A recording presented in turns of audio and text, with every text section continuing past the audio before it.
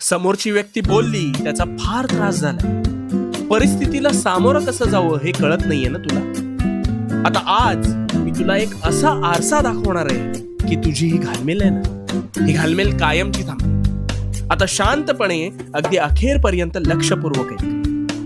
तू जिथे कुठे आहेस ह्या जगात, ह्याच क्षणाला कुणीतरी खूप खुश असेल, कुणी दुःखी असेल, कोणाचे पोट भरत नसेल तर कुणी ऐशोआरामात जगत असेल, कुणीतरी जन्माला येत असेल तर कुणी मृत्यू पावत असेल. ह्या परिस्थितीत तू काही बदल करू शकतोस का रे? नाही ना.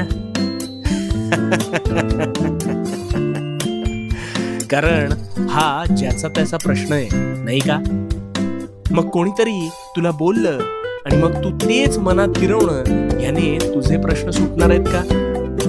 त्याने समोरच्याला काहीच फरक पडणार नाही, त्याने परिस्थिती बदलणार नाही,